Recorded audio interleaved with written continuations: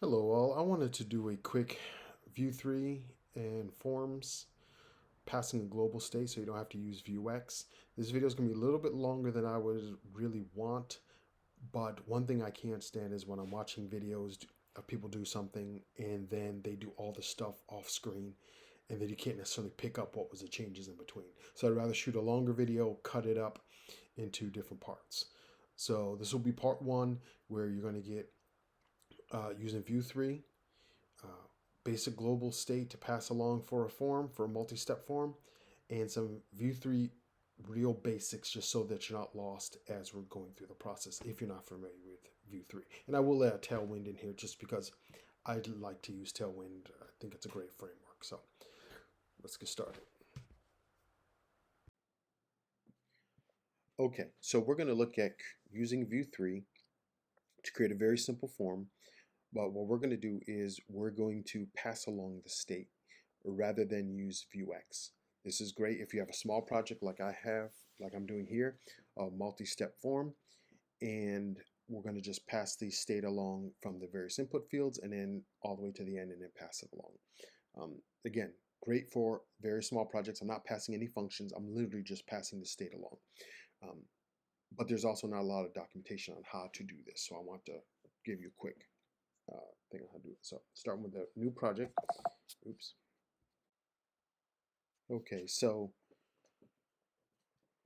I'm using Vue CLI is in here, but you can use again your typical Vue create if you have Vue CLI installed. And the only thing I'm going to do is a little bit different where I'm going to choose the options manually. So get back to my terminal, create state form.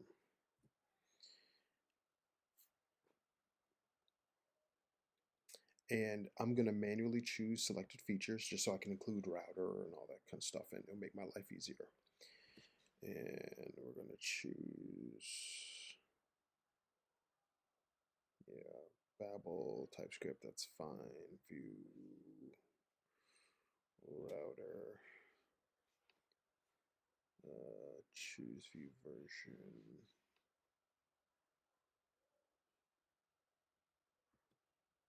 And I'm going to choose version 3. History mode, yes. And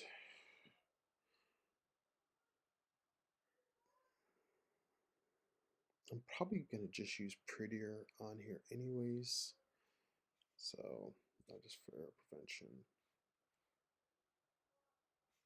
Save dedicated config file. Save for preset, no. And it's going to take a few minutes to do that. And I'll pause it here and come back as it takes this time to go ahead and set this up for us. See you on the other side. Okay, so we went through and it did all the installs for us. And so as you can see, we have our components, we have our views, we have our router, and this is all set up for us very nicely. Now, I'm going to include something in here. Obviously, it's not necessary. It's just going to make my life easier. So I'm going to include Tailwind. And, oh, I'm using VS Code. A lot of people use it by now, so I guess I should say what IDE I'm using VS Code. So let's open up a terminal. And I'm on a Mac, so I'm just hitting Control tilde, and it will open it right up into side of the thing in which I'm using here. So let's go here, and I'm in Tailwind site, so I'm going to go to documentation, and because we're using Vu3, we're going to need to do the install with the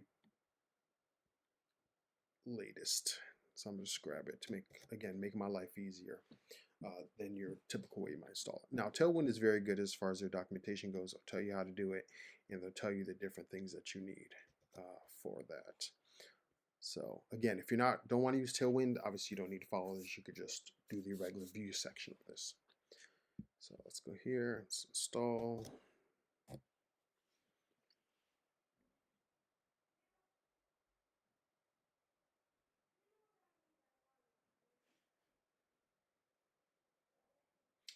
And while that's installing again, If you haven't used Tailwind before, it's wrong one.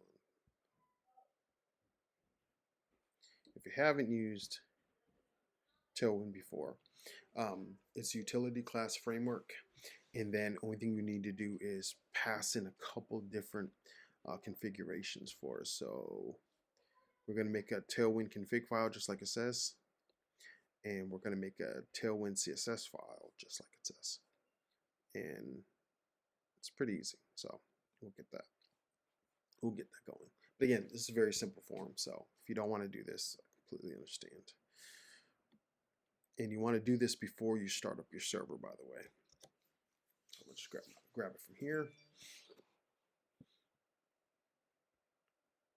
Well, it's still installing, so that's fine.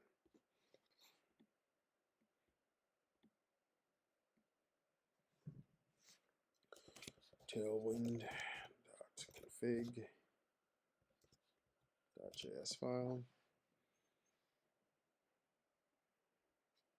I'll paste that in. Save it. And again, they tell you exactly where to go and where to put things.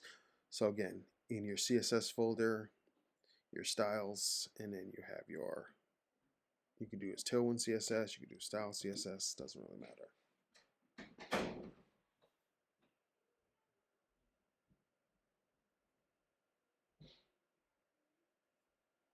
Then you can import it, as you can see here.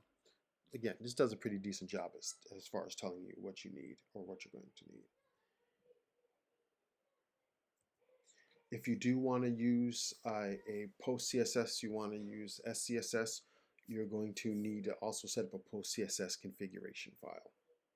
So I'm not going to use SAS in here, but if I was, that's what you would need to do. So I'm just letting you know in advance. But again, the documentation is pretty good.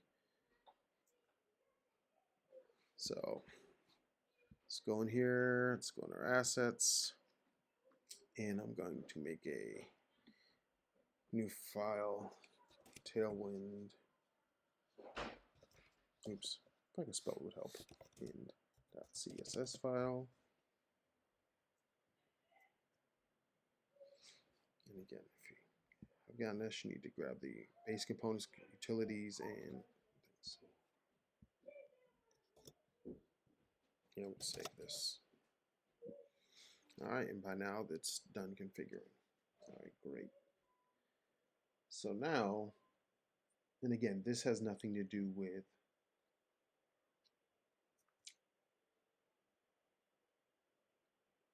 anything else as far as the actual view part of it. So let's go into our app file, and I'm going to grab the style sheet that I just put in there. Oops, I don't need this part of it.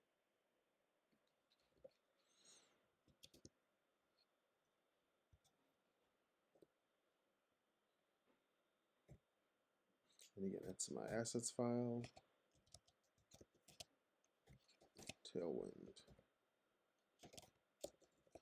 I'm having the hardest time typing today. .css.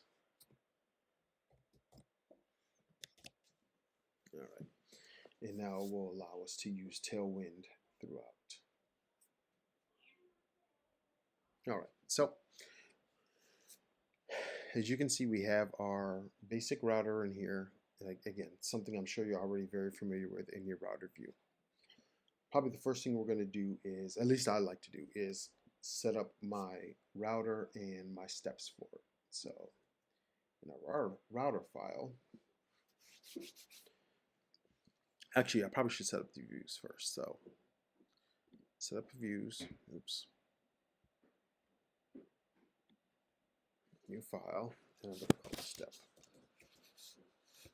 1, that view, template it out.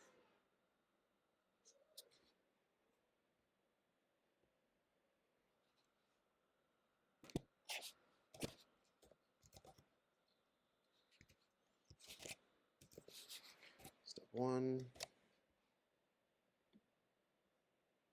I can actually copy this for my other steps that I need.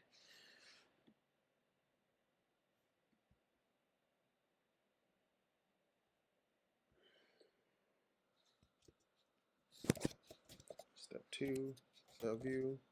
And again, you obviously don't have to name these this. You can name them whatever you want. I'm just going to call this so that I could always change the navigation to fit the actual things I need.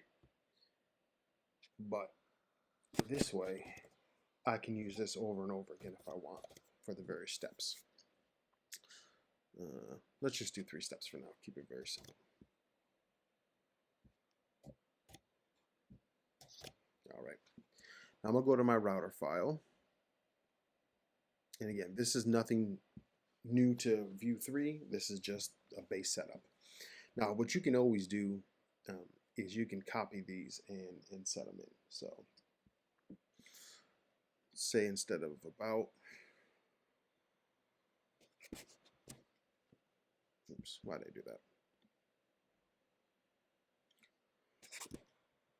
There we go.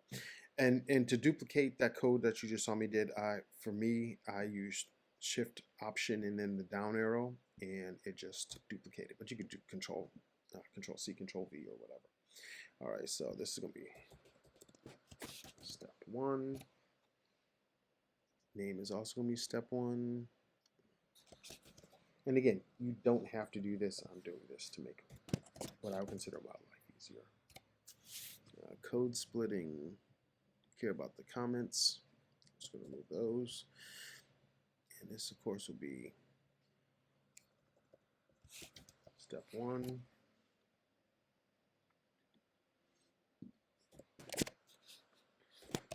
Step 1. Again, pretty simple. I'm going to just move our various steps. 2, 2, 2, step 2, 3, 3, 3, 3.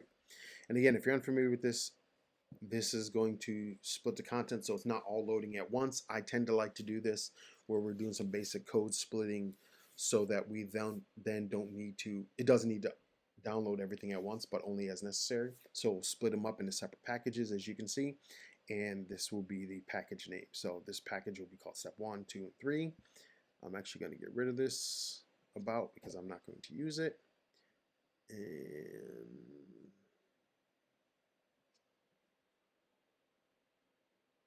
that should be all I need to do on this. Here we go. Create that. All right, now up until now, we actually haven't done anything. We haven't even activated our run. So I'm going to do, and again, if you're unfamiliar with this, package.json file will set up your basic on how you're going to do this. So we're going to do npm run serve.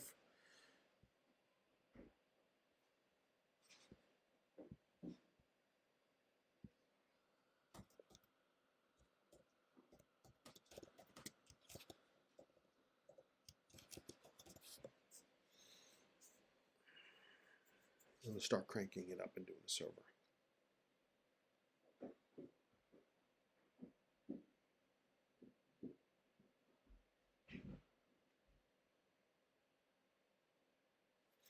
And as we go do that, let me open up Chrome.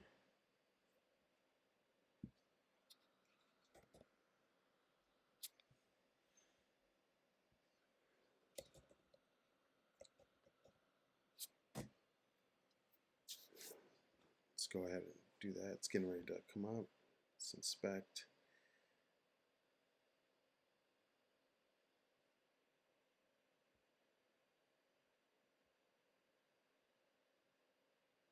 Also, if you're using Vu3, you're going to need to update your Vue tools to the new version because it will not operate with the old version. So it's still running, and I'll come back when it starts doing this. It's moving very slow today. But I guess that's what happens when we update it and don't know so much. Oh, what did I do? I made a mistake here. Of course, I didn't put a comma. Sometimes.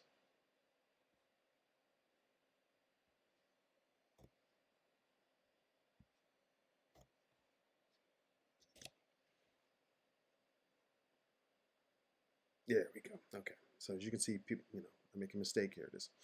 All right. So now we have our basic routes in place, and we have our navigation. For me, I'm not actually going to use the nav bar. What I'm going to do is I'm going to put buttons in there for next, previous, and so on and so forth. That way, if I wanted to add validation in the future, I can make it where only if the fields are validated that the button will become active, um, or will show only for those ones. I don't want people to be able to skip steps and therefore have invalid form fields. So let's continue on.